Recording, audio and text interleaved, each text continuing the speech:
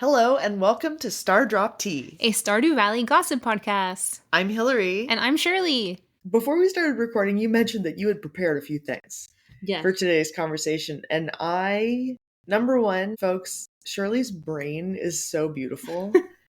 We're talking like spreadsheet queen over here. You don't even understand like the level of organization that she's over here doing just for the lulz. Truly incredible. Yeah, I am a Capricorn stellium, and I think it's just really important that everyone knows, all the fans, that they know who they're dealing with. But also, I saw a meme recently that said, when the world ends, and I still spreadsheet, and I really resonated with that. I want to do a lot of other things, but I think it could, if I can figure out how to spreadsheet at the end of the world, I think it would be really nice. Sure. Yeah. Maybe like I'll get an almanac, a little journal or something. But that's beautiful. All I have to say is that I'm thrilled to chat about part 2 of the Stardew Valley movie. Oh my gosh. Yeah. So we're going to be kind of going back over. Number one, if you haven't listened to that episode 6, please go and do that right now. Pause this very minute. Yeah, you shouldn't even be listening. You should be twisting your ankle running to listen to episode 6. Okay, did you do that? All right, well, welcome back. You can come back. Awesome. Okay, Thank you so much for doing that. Okay, back to this. So we went pretty quickly through the first chunk of the cast. Yeah. And had some really fun discussion. It was like, super fun. And we talked for so long. That was the most aggressively edited down episode we have done so far, and Shirley is the real MVP because she edited it. I really appreciate you saying that, and it was cool. I liked it a lot. There was so much phenomenal content. Something I'm super excited about is the fact that you thought I was doing a bit, and the whole time I was just genuinely figuring out, how do I get people who make me laugh hysterically into a movie about a game that I love immensely. In the year of 2025, I'm going for big feelings. That's the vibe. Absolutely. So I'm going to cry hard. I'm going to laugh hard. Maybe I'll do more laughing than crying, but you never know. But I'm gonna have big feelings, and I wanted to have a cast that just resonated with me. More laughing than crying is such a good metric. Yeah, I'll put that in my spreadsheet. Yeah. Was this more of a laughing or crying? Okay, actually, no, I know we have to get into this, but this is our podcast. We can do literally whatever. No, you're so right. You're so right. Okay, so as you probably know, I have a 5-year journal that I'm working through, and I have passed the halfway point on it. What? Yeah, I've been doing it for a hot minute. 2.5 years. And yeah, more or less. A hot minute. 1 hot minute equals, wow, I've lived in America so long that I truly will use anything but the metric system now to measure. Anyways, 5-year journal. I have developed sort of like a little icon language for myself. Oh, yeah. That I will put a little icon next to the day that will indicate like the sentiment of the day. Ooh. Yeah, and if I had like a good to excellent, I will draw a little star. Yes. Yeah, if it was an especially bad day, I will put a black dot. Yeah. Relatable. I can also draw different lines to represent like fluctuations in mood over the day. Like squiggly or like trending up, trending. Yeah. It's usually not trending down. That's the good part, is that I definitely have more days that trend upwards than downwards. Okay. I love this for you so much. So that's mine. It's like, is it more upwards, more downwards? Yours is more laughing or more crying?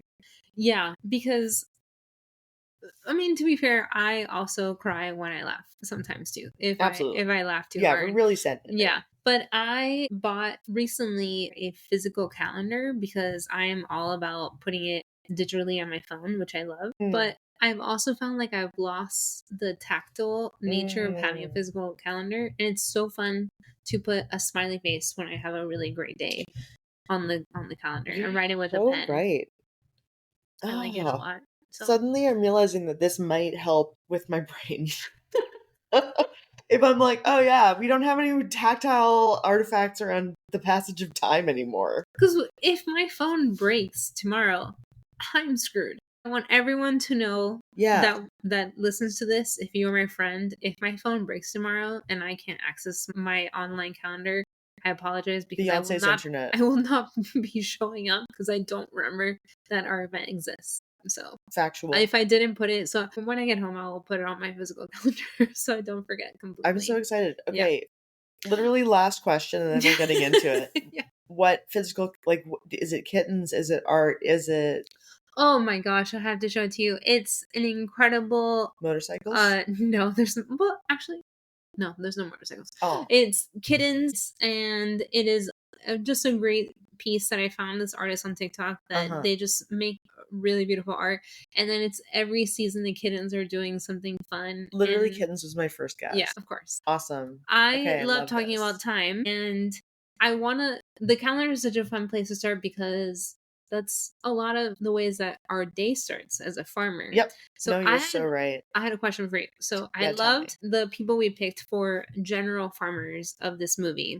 I also want to get into, who do you think would be the actor that would play your farmer? Okay. And I'm talking about, it could be you as a farmer, or it could be the little image that we have on our podcast.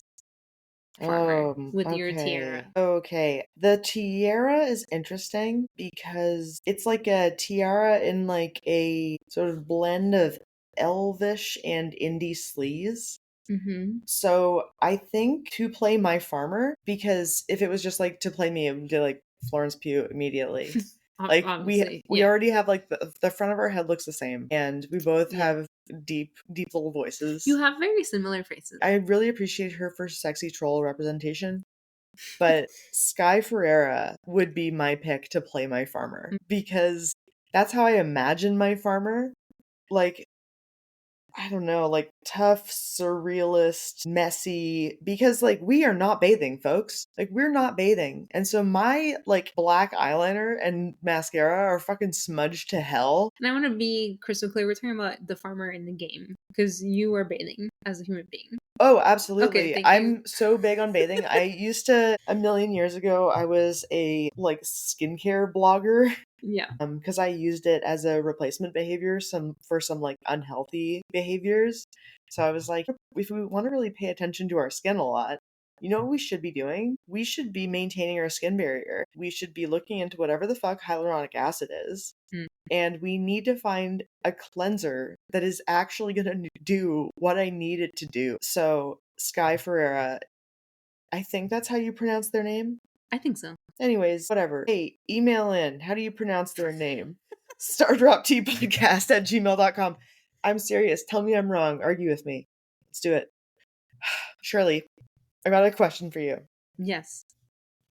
Who would play your farmer? Oh my gosh. Do you watch Dropout TV? I have seen Dropout TV. A friend of mine has shown me some Dropout TV content. Yes, and I know I recently had you watch the episode where it was the wrestling duo that started off. The episode for VIP started off, do you consent? Do you consent? Oh my gosh. Do you consent to being lifted? That was so funny. That was crazy. It was hysterical. So the episode before that in VIP, which is very important people, Vic Michaelis, I love. They are so funny. On the previous episode, it was Claude McCall.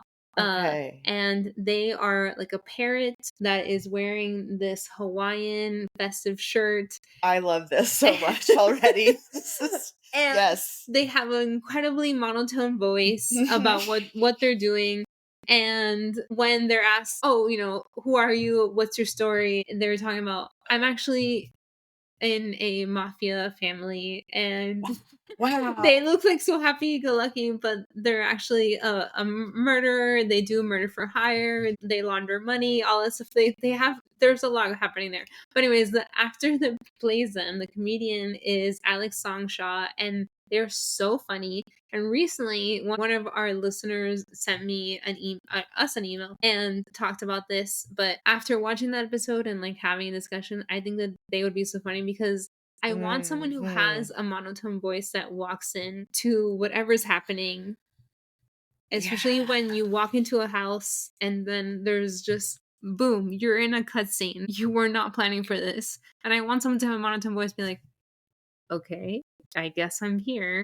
That's so funny. And carry out the scene. So that would be my pick for my farmer. And also they have kind of short hair. I think that would be the person that I would pick. And we cut off at the end. You had asked me about a couple other characters. We were rapid firing. Mm-hmm. I couldn't stop laughing about the fact that you picked a character from what we do in the shadows. That was crazy. So my mind was like, no longer computing, can't answer questions. So I do want to revisit just a couple people at the end. Okay, perfect. For us to discuss, not everybody, but I wanted to chat about who do you think Emily would be? You had said previously that it was Jessie Buckley, and I wanted to know if you're feeling like, yes, that's still your choice, or if you had any other thoughts. Okay. No change. Amazing. No change. Yeah, that little freak, absolutely. Absolutely. With the blue hair? I know that Emily is mid to potentially late 20s. So solely because of the creepy smile that she has, I actually want to revisit actor that I picked for a previous character and select Vanessa Bayer. Oh my god. Just for the smile. And then dye her hair blue. The most teeth. Yeah. She has every tooth. She's like a shark. I love it. And I feel, especially in the summer festival where you go to the desert and Emily starts dressing you into really weird outfits. just the most whack shit possible. You're like I'm going to trust you today. I'm going to go in here. I'm looking for like a cute top and jeans. And I want to go out. I want to have a good time. Yeah. And you come out in a clown suit. Looking absolutely disgusting. And I'm not saying anything bad about clown suits. I think clowns are amazing, but the clown suit that she is picking for me is just not it at all. Yeah, it always looks so stupid. I might revisit and take Vanessa on for that. I love that so much, especially and the smile. Yeah. The next one that I wanted to talk about, and this is kind of, I guess we're kind of doing dateable characters, is who would you Whoa, pick? Speak for yourself, but go on. They are characters you can date. Is who would you pick for Alex? Alex. I'm trying to figure out how old he is. Because he's over the hill of being the star quarterback. So I'm like, okay, 20s. Because he still talks younger than about 25. It. Yeah, I think so. But he's younger. He actually might be 20 because we never see him at the saloon. Okay. And it's not clear if he isn't going there because of his age. But Abigail, I feel like, is young. And she goes and she doesn't drink. So I don't know. He doesn't hang out with people in the evenings, I've noticed. Hey, interesting. Yeah, because there's got to be a certain amount of, like, darkness. Mm-hmm. Especially with the story about his mother. And if you haven't played the game, what little we know about the story of his mother is that obviously she's dead and it wasn't an easy situation. It seems like she was sick for a while.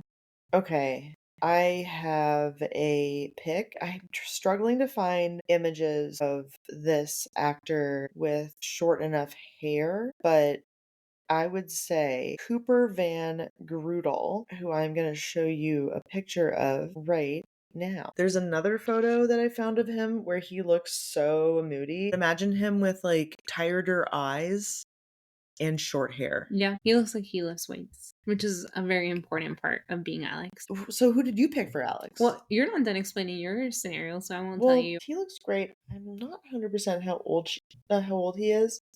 He's under 30 though. My actor that I'm gonna be picking is over 30, but they look young. Okay, nice. Same. Go on. Okay, fine. I'll tell you mine.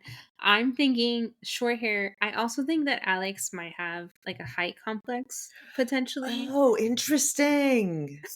That's interesting. Anyways, continue. So he is often by himself. When you meet him, he is really short and also has really weird gender theories and dynamics with the farmer. You mean short physically or short he's short physically and also terse. Okay, great. The way that you talked about just like, oh, you're good for a girl, whatever, if that's how you pick the gender for your farmer. And for me, the kind of person that he is and the way that he talks to the farmer and also talks about other people, it could be fun as Dave Franco. Oh, interesting. Who is not that tall, has short hair, is really great at playing a kind of a douchebag that has some heart behind it. Yeah. That would be so interesting. And Alex definitely gives that vibe for me. A douchebag with a little heart. Yeah, absolutely. Dave Franco could be really funny. That's fun. Yeah. He can play that character up really well. And then he has interesting dynamics with Haley and other people and also with his grandparents. So I feel like I want someone who has good banter. And every time that they're on the screen, I'm like, that person's kind of a jerk, but they're also funny. Somebody who is just gonna bring, a dynamic feel to all of the characters in this movie. And I think I've said that for almost every pick. Just they need to be dynamic because as a casting agent, I feel like I would be absolutely terrible. Be like, wrong, next, not dynamic enough.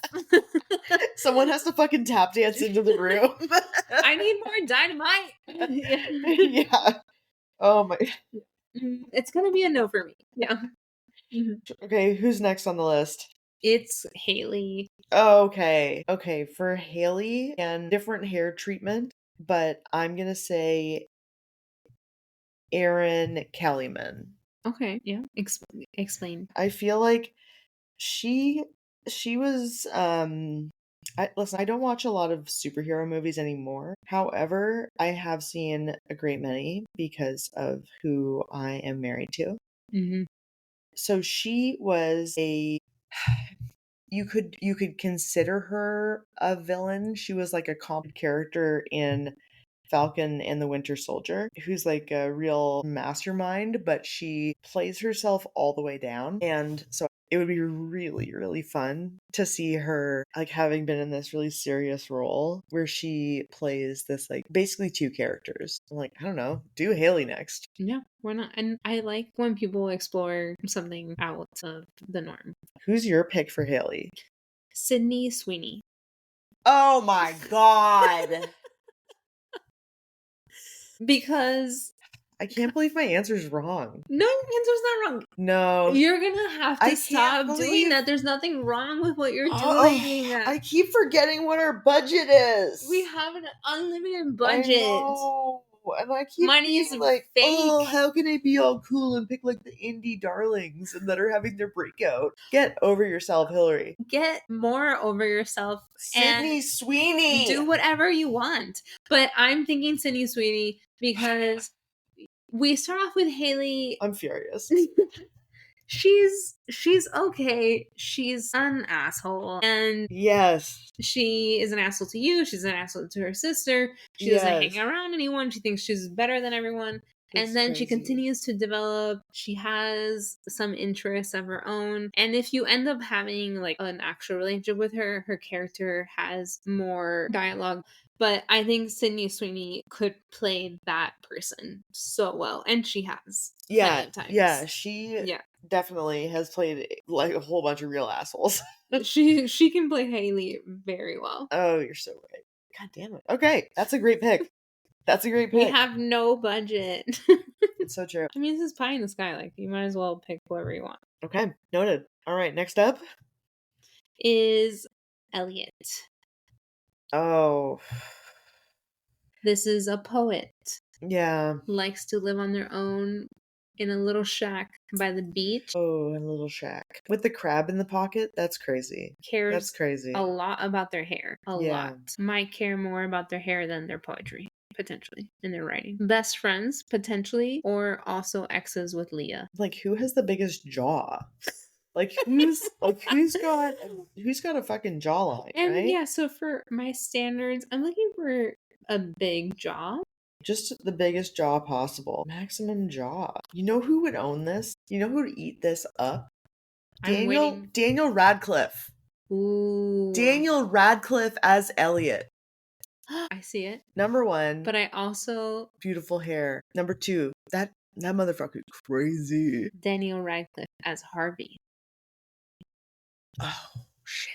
The glasses. The glasses. That's stereotyping. But also he wears glasses. Yeah, no, he can wear the fuck out of glasses. He looks really good with glasses. Yeah, he looks incredible. Yeah, you're so right. And he can do a weird mustache really well. Yeah, also my requirements for the male actors are very low. Like, do you have a large jaw?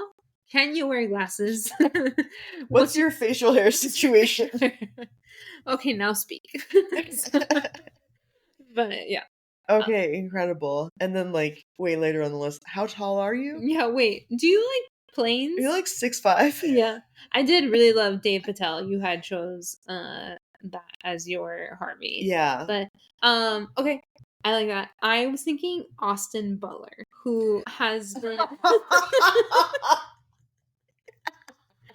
I think Austin Butler would be a really funny. Oh shit, that would be so funny. Elliot. He also can have that voice that, again, we don't know what any of them sound like, but I feel like Elliot has a deep voice, very full of himself, obviously constantly talking about his hair, as is Alex. And Austin has a great jaw, which I know is a requirement for this position. I also really enjoy his hair. He's got good hair. Yeah, he has good hair for sure. And he could grow that. Oh, absolutely. He's got like, yeah, the when he was in what was that Archie show?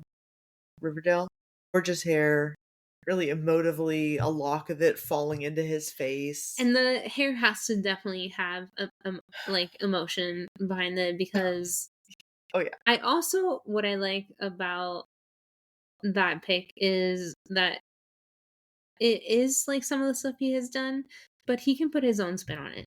You can make Elliot a douchebag. You can also make Elliot someone who's just trying to figure stuff out. The fact that he has a close relationship with Leah tells me that there's more going on there, that if he wasn't having an actual friendship. Because Shane really doesn't have a friendship with anyone that I can think of. He's mostly off with himself and not talking to other people. Sebastian has a good friendship with Sam, with Abigail. Maru is mostly by herself, sometimes next to Penny. I want them to be able to connect. You are killing this. Hey, speaking of Shane, I want to go back actually on my pick. I picked Joaquin Phoenix. He's way too old. Gavin Leatherwood, who was from the Chilling Adventures of Sabrina. So hot. Crazy hot. And the hair. And like the hair and the brooding. That would be beautiful. Yeah, that's hysterical, because I was picking different shows of cast members. Yeah. So obviously it was What We Do in the Shadows. Clearly, I still have some people there.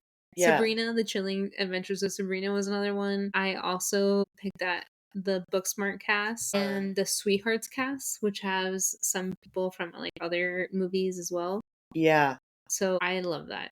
I'm not changing my Shane. It's Jake Johnson through and through. I don't care how old Shane is. Sure. It's Jake Johnson. That's fair. Folks, write in. Who would you cast? You can do the whole set like we're attempting to do, or you can just tell us. Just one character is fine. You do whatever you want. We would love it if you did. Yeah. stardropteapodcast@gmail.com. Yes. Just pick any character that you love and write us in and let us know. Please. The next person up is Elliot's bestie, Leah. Who do you think would be a great Leah? In my mind, I feel like she's kind of soft-spoken. She seems a little bit unsure of herself, so that's where that's coming from. And we know that through also her journey of becoming an artist. In a previous episode that we talked, she had that bad relationship with Kels, and she is definitely much more confident in herself as we progress in our friendship / relationship.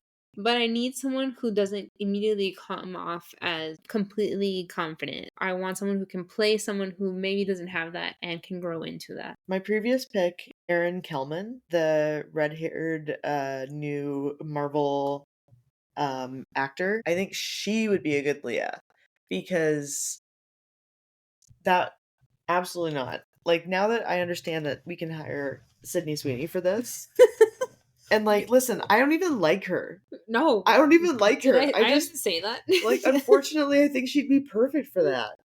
Yeah, I mean, fine. I said that we were hiring Jennifer Coolidge, so that should tell you we have nobody to do whatever we want. You're right. I agree with you. I think that Leah could be great as Amy Adams, potentially. I don't know. I think she's too old. She might be, but she also is young, but so maybe Amy is Robin. Okay, I'll take it back.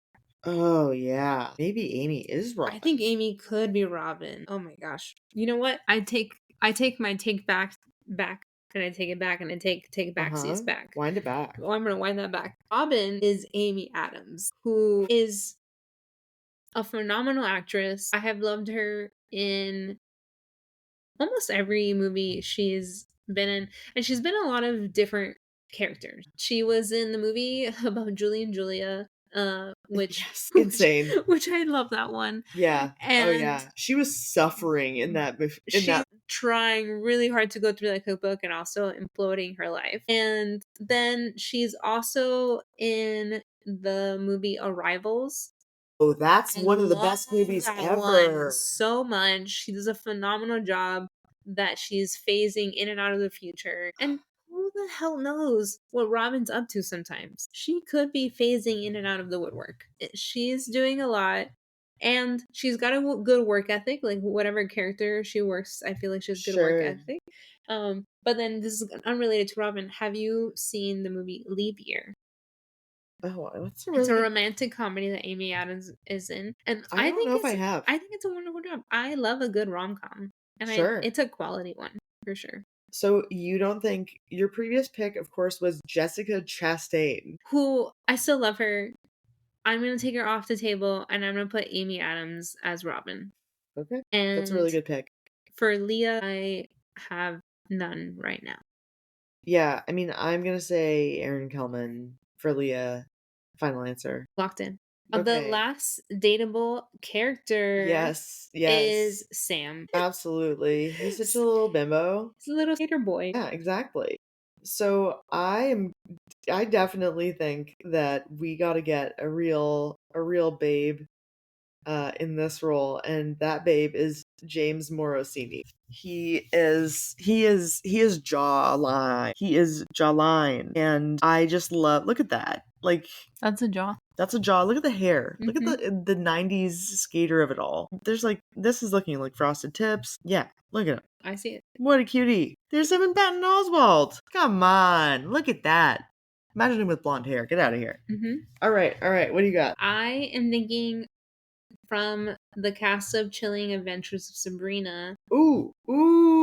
Ross Lynch, who plays Harvey Kinkle. Yes. Also, he loves to skate too. Like the actual actor himself. So I think he would play a great Sam. Not that Sam only skates, but he's got the skater boy vibe. Mm-hmm. The spiky hair would look great on Ross. And I feel like he could do a fun job of just explaining why he's so immature.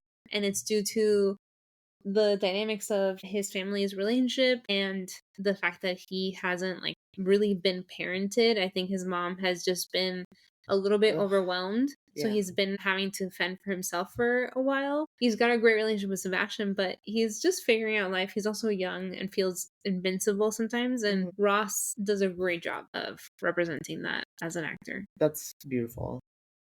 That's beautiful. I'm crying. That's my pick for those characters. Okay, so that is all the dateable characters that we have gone through. We've done all the dateable characters so far. We've done all the dateable characters. That's Shirley.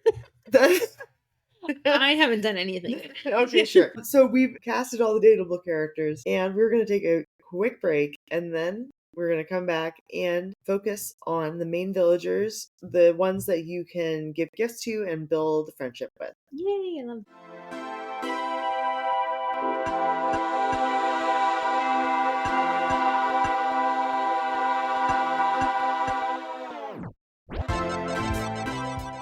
All right, welcome back, everybody. So let's get into it. We're going to run through the rest of the main villagers who are giftable or friendable, and then I've got a couple other ones. But gosh, there are so many characters in this game, actually. There really are. Wow. Yeah.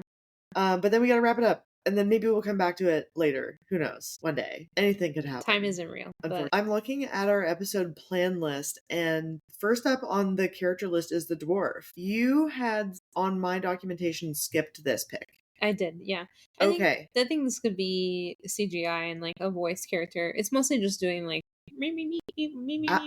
Okay, that's insulting, but sure. Okay. So my pick, there was no other choice that I could have possibly had for strange little creature in a fictional world other than Alan Tudyk. And I'm choosing Alan Tudyk because he has such a rich history. He was the chicken in Moana. Like, that's what this guy is bringing. And by that, I mean he's bringing it all. And that chicken did a lot for that movie. It did everything. And like, number one, he's so handsome, and that's not even what he makes it about. He is out here doing voice acting. So that is my pick for the dwarf, because if we're gonna get a consummate professional voice actor on this thing, it's gonna be Alan Tudyk. Nice. I think that's a phenomenal choice. Okay. I still don't have anyone though. That's okay. Who did you pick for Evelyn? For Evelyn, I was thinking it could be between two. One of the people that I picked is dead. Okay, that's fine. That's fine. We have the budget. We have the budget. We have the budget. It happens. So for no, what is it called when they do the people? The billing. No. Like higher billing, lower billing? No, the people, and they do it through like a projector. Movies? Are you talking about movies? Hologram. That sucked. You looked me right in the eye and then like mouthed the word as you said it. Hologram. Okay. What? Anyways, if Evelyn was a hologram, that would be even sadder than it already is. Yeah, totally. I feel like she could have been Betty White. Because she's making me cookies, she's being sweet. I think that she would do a phenomenal job at that. And then someone who I think could be great, because I also like how she talks back to George, could be Jane Fonda. Okay, interesting. You went for some older picks. Yes, Evelyn is a grandma and she's quite old. I think she's probably in her 70s or 80s. Interesting. Okay, so I didn't think that way at all. I was set on Frances McDormand for this role, who is 67. That's older. And older for sure, and capable of being a grandmother, but fundamentally like still young enough to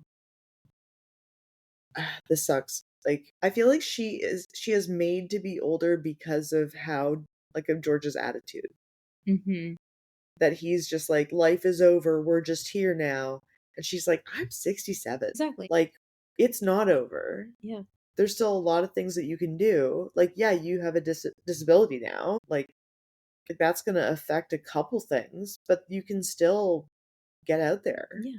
And you should. And in my dream world for this movie, some of the characters expand beyond like the limits of what has been created for them, and I want Evelyn to have more of a life and realize that she can do more things and have more activities. Jane Fonda, I feel like, does a really great job of living her life. Ugh, does she ever? She could really like bring that to the character. Well, I'm interested to know, who do you think George would be? His face looks like it's definitely supposed to be a certain actor. So I decided to pick a actor who has been in a ton of horror movies, because I just went full fucking trauma. Mm-hmm. Bill Moseley. Okay. He was in The Devil's Reject, House of 1,000 Corpses, Texas Chainsaw Massacre 2, Texas Chainsaw 3D, and there's like other, like Repo the Genetic Opera, like really, really crazy shit. And I think it would just be so fun to put a horror actor in there. He's seen some stuff, so that's it. Yeah. Mm-hmm. And so I was like, well, let's go. Let's go, Bill Moseley. Bill Moseley. I like that. I was thinking someone who has a resting grumpy face is really important for me to play this role. Yeah.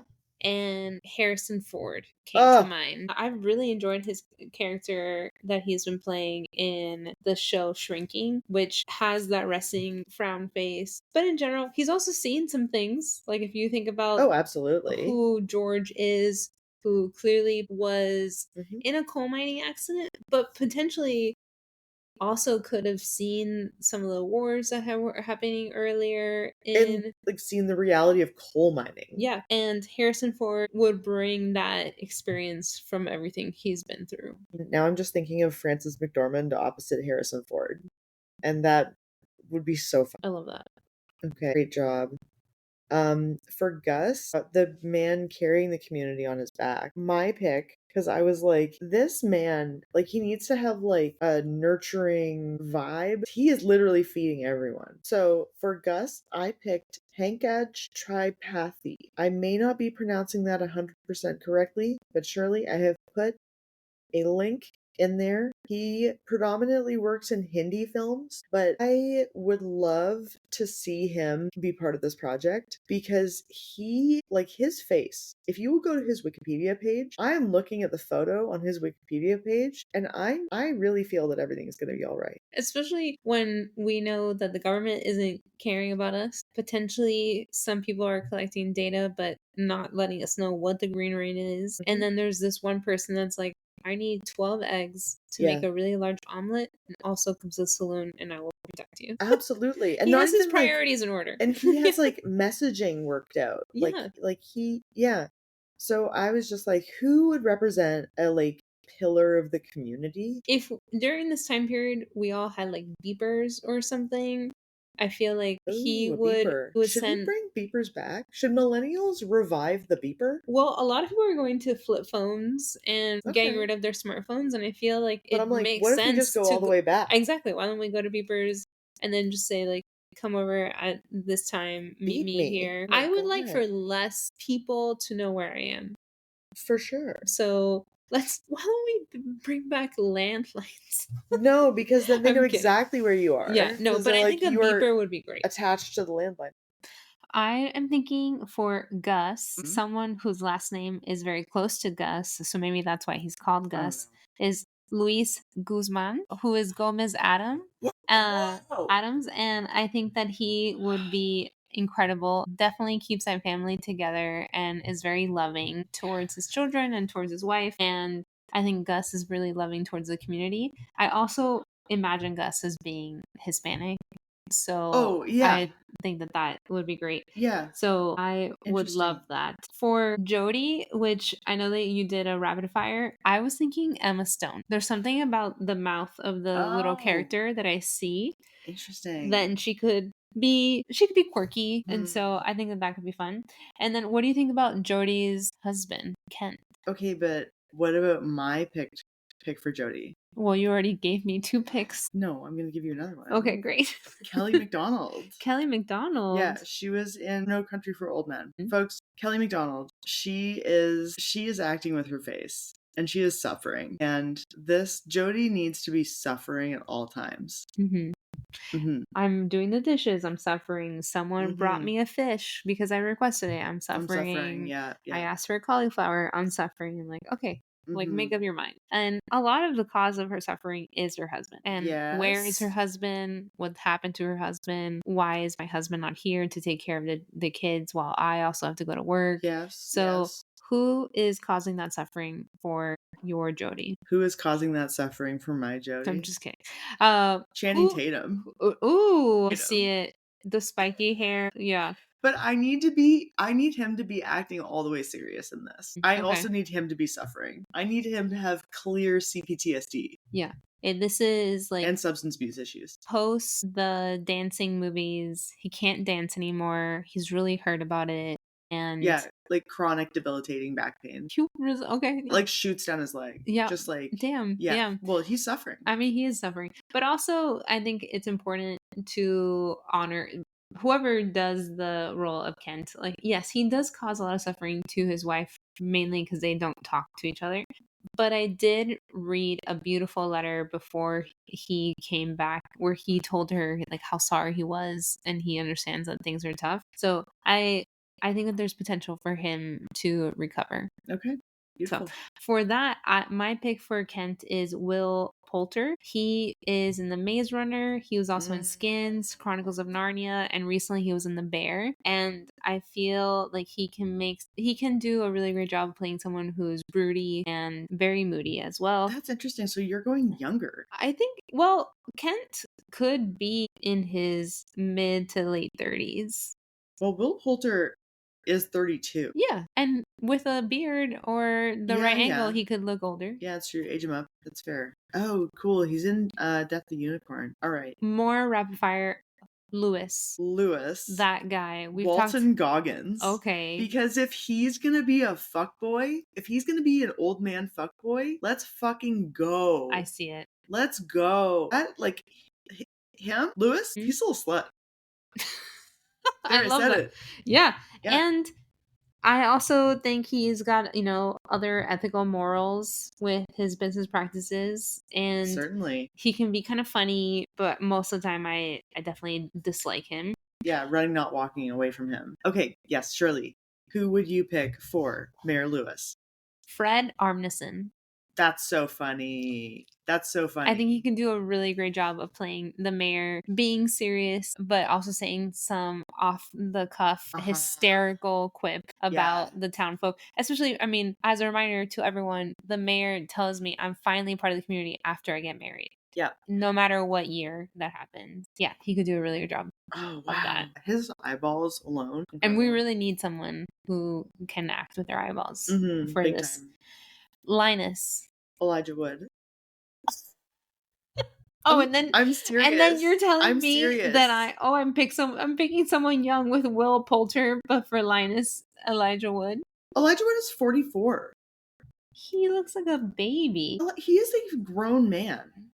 No, Elijah Wood, and I want him aged up a little, but also people get white hair and gray hair at pretty young ages, and longer hair and big beard on a guy with little age up. Elijah Wood, 44 years old. Okay, I see it. 5'6". He's 5'6", folks. That's a great height. Yeah, it's a perfect height. All right. I picked Rhys Darby, who plays Steed Bonnet in Our Flag Means Death. He's also the manager in Flight of the Conchords. Yes. And he's been in a bunch of other stuff, but I think he'd be hysterical as Linus. He would do a great job. Okay, Rhys Darby, that's hysterical. Marnie. And this is our last one for our characters that we can befriend. So I'm going to end with Melanie Lynskey. Get the fuck out of here. Did you pick the same person? I picked Melanie Lynskey. Oh my god, what? I picked Melanie Lynskey. Look. Look. We did it. We did it, folks. This is the first one. I was wondering if we would pick anyone. That's incredible. That's crazy. I love that. And for everyone at home or wherever you are, we are looking at separate sheets. We have kept each other out of the loop of who we're picking. That's amazing. Yeah. That's so funny. Yeah. It's Melanie. It's Melanie for sure. That's who must play Marnie. Melanie Lynskey. Okay. That is wild that we both, out of every actress, I want to know, why did you pick Melanie? Because I think Marnie is low-key a bombshell. Oh, yeah. She just... high-key. I don't know. From my perspective, low-key.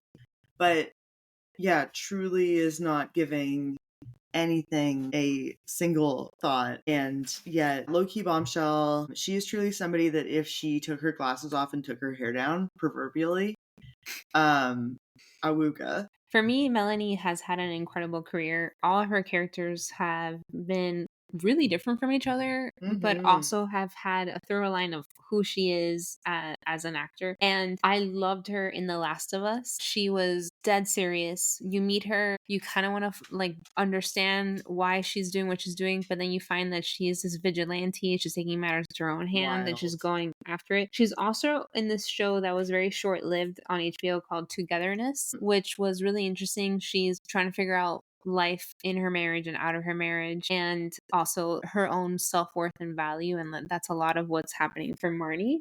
And then also I felt like they looked like each other. a little bit. I obviously felt the same. And so that was... Sorry, we're not going to talk about Yellow Jackets. I have never seen Yellow Jackets, so I can't talk to you about it. Yeah. Okay, folks, sorry, this is the end of the episode. We gotta shut this shit down because, okay, we've got to watch Yellow Jackets because I was watching it, but the person who I was watching it with started having nightmares. So I could not proceed because I am no good at watching TV and it just wasn't going to happen. It wasn't. If it was just me. No, it's a lot of show. Before we end though, I have a hilarious pick for Morris and Mr. Q. Sorry, Mr. Who? Mr. Q? Mr. T? Mr. Key? Are you sure? Or Mr. Quee? Quee? Absolutely. Yes. Not. Get the fuck out of here. I have a pick for Birdie and a pick for Gunther. Okay. Why don't you go first? Because I'd like to end with my picks because I have this fan theory. Okay, amazing. Okay, Birdie, who is the castaway woman on Ginger Island, Juliette Lewis. Oh, yes. Mm-hmm. Juliette Lewis. I need her dried out and dehydrated. I need her completely suntanned, leathered up. With stars in her hair. Those are starfish. Yeah. Well, those are stars. Starfish. Yeah, absolutely. So, and then your other one? Yep, the other one was going to be Gunther, right? Mm-hmm. Adam Driver. I can definitely see that. Yeah. Adam Driver. That goatee, that mustache. That sass. Yeah. The attitude, the dressing. Yeah. The passion. I love that. Adam Driver. And for the final picks of the evening, Morris and Mr. Q for me, I think that Mr. What? Mr. Q. Uh-huh. Might be the same person in my mind because of the tiny glasses. They're never seen in the same place. They kind of have the same nose and smile in their images. You can kind of see it. And who better to play someone who acts as multiple characters in a lot of the shows that they are part of than Nick Kroll, who I feel like has the voice to match whatever chaos these two are bringing, which is a lot of chaos. This is fantastic. Wow. Do you agree, yes or no? Hard yes. Okay, thank you. Hard yes. Nick Kroll, again, expressive, eyebrows, jawline, and range. Into vendettas. And will also try to one-up their opponent. And almost every character that he plays, he does something like that too. So I think that would be great for, especially Morris. Oh, either one. Rich and very story. A lot of scheming happening. So that would be phenomenal. That's very interesting. I am thrilled. I can't wait for this movie to happen. Whenever it happens, please call us. We clearly have it completely figured out. Please. And we also have recasts. Everybody we've already talked about while we were in our short break. So we've. If you need a list of 100 plus people, we've got it. Beat me. Beep us. No, nobody call it me. I won't answer. Thank you for listening. And if you have some Stardrop Tea to share with us, email stardropteapodcast@gmail.com. Follow to get all of our upcoming episodes as soon as they land, and rate this episode 5 star drops. Our cover art is by Brianne Burnell, and our theme music is by Eggward. Links to both their work are in show notes. Make sure to take good care of yourself and your community. Bye. Bye.